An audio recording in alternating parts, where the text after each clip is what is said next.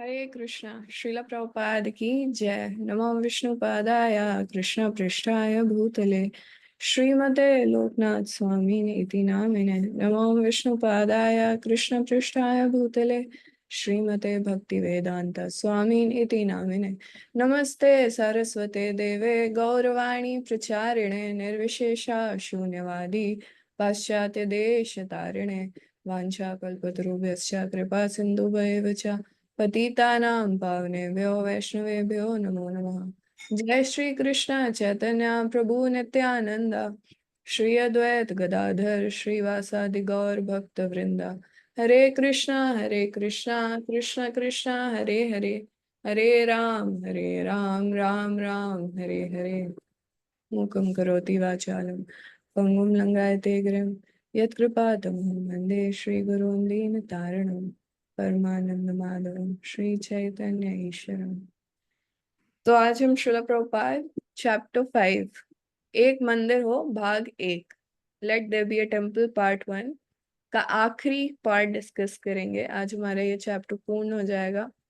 तो जैसे कि हमने देखा लास्ट डिस्कशन जो हमारी हुई उसमें कि कैसे प्रभुपाद ने अपने डिसाइपल्स को समझाया, लॉजिकली पॉइंट बाय पॉइंट उनको करेक्ट किया कि कैसे जुहू का लैंड जो है हमारे लिए बिल्कुल परफेक्ट है। और जो अग्रीमेंट में मिस्टर एन ने जो भी मतलब जिस भी पॉइंट्स पे मिस्टर एन डिवोटीज को धमका रहा है कि वो उनको निकाल देगा, तो प्रभुपाद ने उनको एज अ लॉयर बिल्कुल काटा कि मिस्टर एन जो भी बोल रहे हैं वो गलत है। तो आज हम आगे डिस्कस करेंगे। तो जैसे कि हम जानते हैं कि चैप्टर के नाम से ही पता चल रहा है कि अभी टेम्पल्स की कंस्ट्रक्शन चल रही है। तो प्रभुपाद अभी कहाँ पे है? वृंदावन में है। तो ऑल्दो यहाँ पे हम देख सकते हैं कि जुहू का बहुत स्ट्रेस आ रहा है प्रभुपाद के ऊपर, लेकिन प्रभुपाद जहाँ पे है वहां पे भी पूरे फोकस्ड है। प्रभुपाद का ध्यान है जुहू पे, लेकिन अभी प्रभुपाद रमन रेती में कंस्ट्रक्शन कैसा चल रहा है मतलब वृंदावन में, उसके लिए प्रभुपाद बहुत उत्सुक है, ईगर है। और बॉम्बे की कोई भी खबर से प्रभुपाद ऐसा नहीं है कि प्रभुपाद का कॉन्शियसनेस वहां पे सारे डिस्ट्रैक्ट हो गए हैं, ऐसा नहीं है। मतलब वहां पे प्रभुपाद सब हैंडल कर रहे हैं, डिवोटीज को भेज रहे हैं, लेकिन प्रभुपाद का वृंदावन पे फोकस है। तो रोज वहां पे डिवोटीज संकीर्तन निकालते थे, राधा दामोदर टेम्पल से रमन रेती पे आते थे रोज संकीर्तन निकालते हुए। और फिर प्रभुपाद भी कभी कभी साथ आते थे और वहां पे प्रभुपाद देखते थे क्या अभी कंस्ट्रक्शन कितना स्टार्ट हुआ है। तो प्रभुपाद देखते थे अभी सिर्फ झोपड़ियां ही बनी हुई हैं जिसमें डिवोटीज रह रहे हैं, और वो फेंसिंग हो रखी है ताकि कोई अटैक ना करे। अभी बस इतना ही है, और बहुत थोड़ा बहुत बिल्डिंग बनाने का सामान रखा है। तो जो सुबल थे प्रभुपाद के डिसाइपल, जैसे जुहू के लिए प्रभुपाद ने किसको रखा? गिरिराज प्रभु को सब मैनेज करने के लिए। तो वृंदावन में सुबल थे उनके डिसाइपल, उनको रखा सब मैनेज करने के लिए, लेकिन काम बहुत धीरे चल रहा था। तो फिर प्रभुपाद ने तमाल कृष्ण महाराज को बॉम्बे से बुलाया कि अब तुम इस सब का you should take charge, you should see कि अभी ये काम जल्दी चले। तो फिर जब प्रभुपाद राधा दामोदर टेम्पल की छत पे थे, तो सुबल आते हैं प्रभुपाद से मिलने के लिए।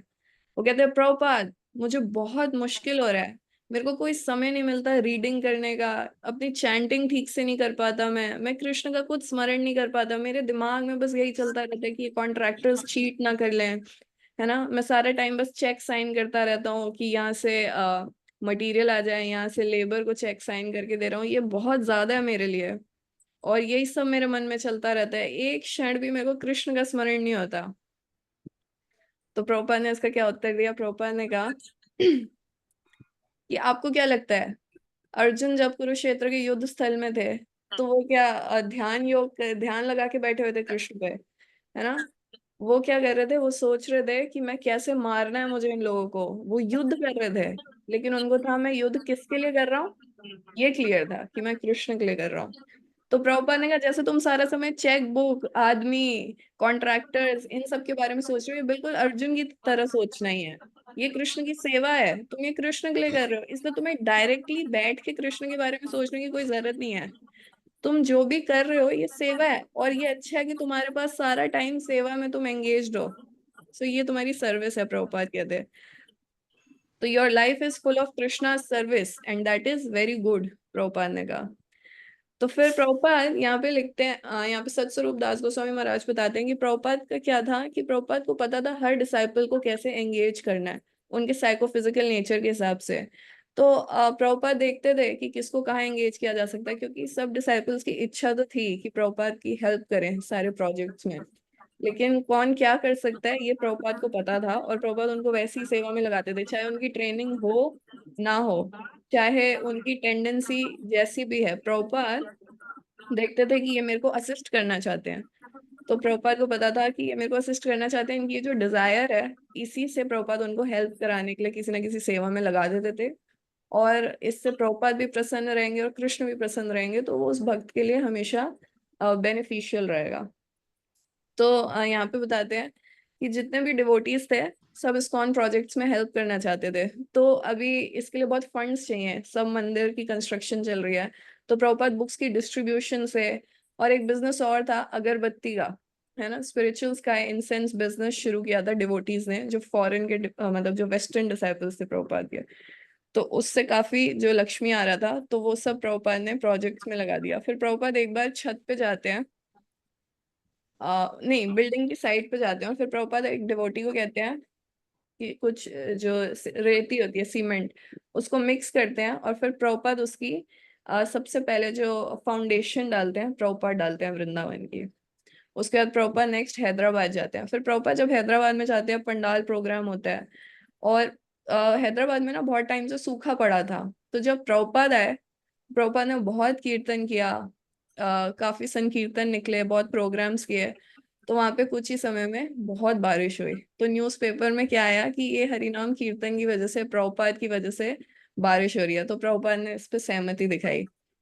उसके बाद श्याम सुंदर प्रभु ने प्रभुपाद को बताया कि मिस्टर एन हैदराबाद में, वो बॉम्बे से आए हुए हैं, और मिस्टर एन ना श्याम सुंदर प्रभु के साथ थोड़ा अच्छे संपर्क रखते थे, मतलब उनको श्याम सुंदर प्रभु की बेटी जो सरस्वती है उनको प्यार करते थे मिस्टर एन, तो उनसे अच्छे से बात करते थे श्याम सुंदर प्रभु से। तो उन्होंने कहा श्याम सुंदर प्रभु ने कि मिस्टर एन को हम बुला लेते हैं, प्रभुपाद भी हैदराबाद में है, तो मीटिंग कर लेते हैं क्योंकि तो इतना मैं सोच प्रॉब्लम हो रहा रहा था ना डेविड की नीड नहीं है आपको दिस वन। है। डेविड नहीं कह पा रहे हैं, it's a waste of 1.5 lakh. जब प्रोडक्शन स्टार्ट होगी कुछ होएगा तब देख लेंगे, अभी तो कोई नीड नहीं हम्म।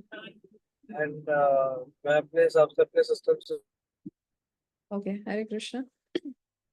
तो प्रभुपाद, मैं क्या बता रही थी कि प्रभुपाद हैदराबाद में थे, तो मीटिंग अरेंज करने की सोची मिस्टर एन के साथ। तो फिर मिस्टर एन मान गए कि ठीक है मीटिंग कर लेते हैं, क्योंकि बात तो बहुत बिगड़ चुकी थी जूहू की।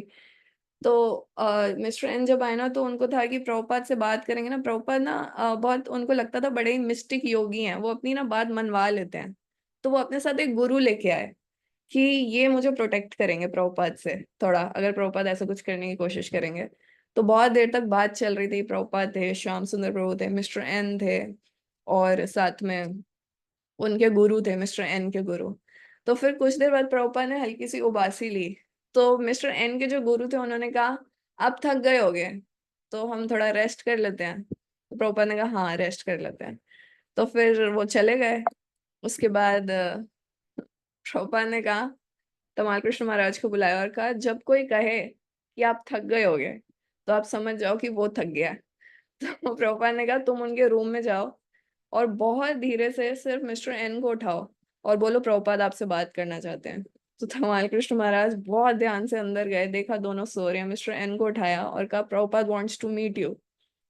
तो फिर मिस्टर एन भी एकदम से हड़बड़ा गए, तो वो उठ गए और बिना अपने गुरु को उठाए वो वहां चल दिए प्रभुपाद से मिलने के लिए। तो अब मिस्टर एन थे और प्रभुपाद थे, और प्रभुपाद ने डिस्कशन करके एक न्यू सेल्स एग्रीमेंट बना लिया, एक न्यू डील कर ली। और प्रभुपाद ने कहा कि हम गवर्नमेंट टैक्स 5 लाख रुपए देंगे, डायरेक्ट मिस्टर एन को नहीं देंगे, गवर्नमेंट टैक्स देंगे, और अगर हमने ये कर दिया उस नए फाइनल एग्रीमेंट में था, तो फिर आप हमको ओनरशिप हमको दे दोगे लैंड का, कि हम मालिक हो गए। उस पे उसने साइन कर दिया मिस्टर एन ने। तो तमाल कृष्ण महाराज ने फटाफट वो डीड तैयार कर दी, अगले रूम में उन्होंने फटाफट टाइपिंग करके तैयार कर दिया, उसने साइन कर दिया।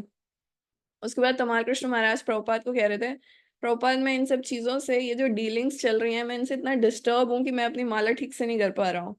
तो प्रभुपाद ने कहा हाँ ये तो स्वाभाविक है, कभी कभी मैं भी नहीं कर पाता हूँ प्रभुपाद ने कहा।